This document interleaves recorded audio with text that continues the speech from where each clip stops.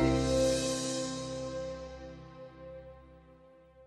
right, Jonathan, I'm excited to catch up with thinkRF here at Mobile World Congress in Barcelona. So maybe to get us started, give us a little overview of the company. Tell us who you are, what you do, who your customers are, and where you fit into the broader ecosystem.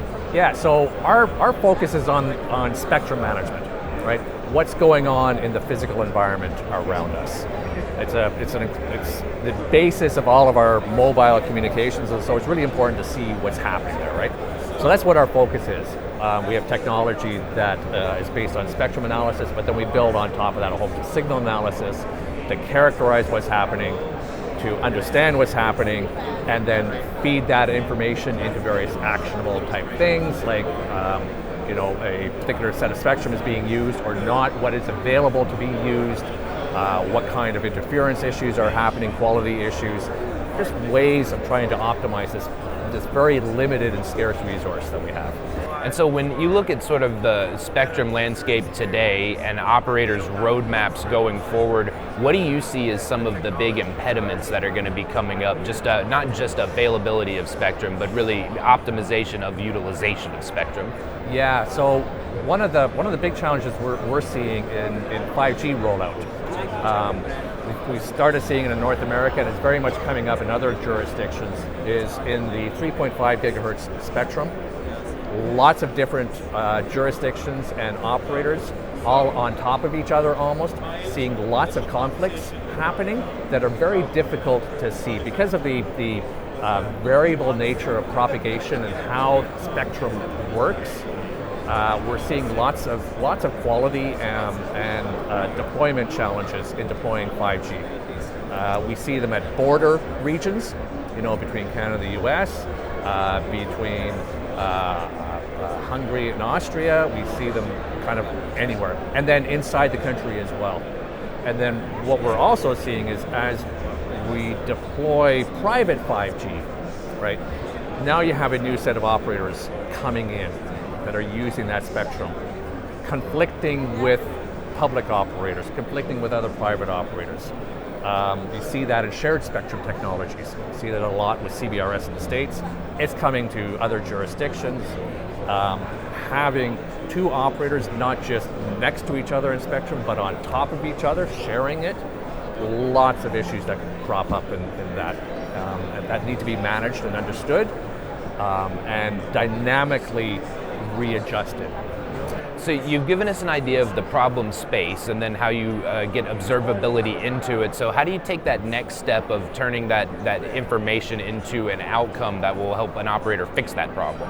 Yeah, so the traditional approach with RF management has been take an RF engineer, take some diagnostic tools, and figure out what's going on, right?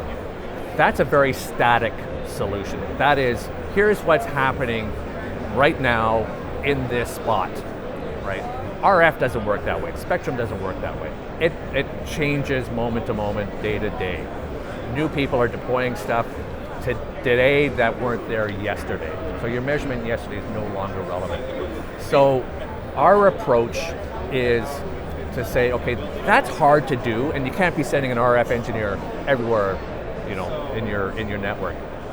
So we take a more autonomous approach to it, building intelligence into the RF management tools to offload the operators of that spectrum, of those networks, from having to always be involved, seeing the changes as they happen so that you can react to them in real time. So we're trying to make it easier, simpler, so that it can be done more comprehensively.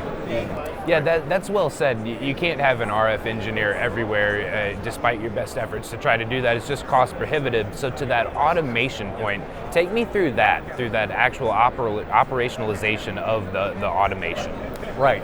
So it starts with the hardware, right? It starts with your spectrum, your SDR or your RTSAs, real-time spectrum analysis. It starts with that. You've got to have strong hardware, right? Which thinkRF has a strong pedigree, and we've been doing that for 20 years. The next level is the software analysis, or the signal analysis, where you take those squiggly lines, the power levels as they're fluctuating, and turn that into meaningful data, what's actually happening, right? So you need to build on a lot of signal analysis intelligence. The next level is, okay, what do you do with that? You figured out that, okay, T-Mobile or Vodafone is operating this network in this area on this spectrum, doing 5G, they're doing NSA, whatever. What do you do with that? You now need to aggregate that up into the cloud. So you need to send that up to the cloud in some kind of a meaningful fashion and a meaningful sort of time frame. And then you need to make sense of all that stuff that you've collected and turn it into some kind of insight, right? That says, okay, you know, you went from the squiggly lines to T-Mobile has this network to, you know, I also saw this other stuff yesterday. That means we're seeing these kinds of interference issues. Here's the action that needs to be taken, right? So there's layers that need to get built on in order to get to the insight and the action that needs to get taken.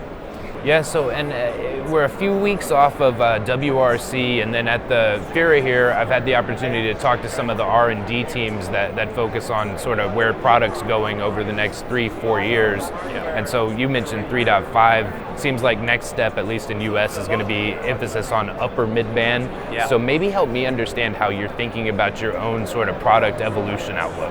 Right, yeah, so before we can get to the upper mid-band, we need to figure out what's the incumbent activity in order to open up that new spectrum, right? There's lots of work that needs to be done in figuring out what are the satellite operators doing, what's the military doing with the radar, where are they operating, so that we can take that resource that's being underutilized and reallocate it in some intelligent, shared fashion, right? That's where we come in and gain, is because we're looking at all the spectrum.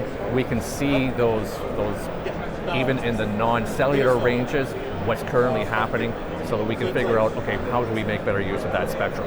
So we're involved in activity in how do we open up the upper mid-band. There's discussions about opening up 6 gigahertz to more mobile and fixed wireless traffic, 7.2. Lot of opportunities to expand spectrums, and we're going to be involved in all of that. Excellent. Well, I really appreciate you taking the time to speak with me, speak with our audience, and I really like the practicality of all this. In order to solve a problem, you've got to understand the problem, and that's what you all are doing. Yeah, so. Yeah.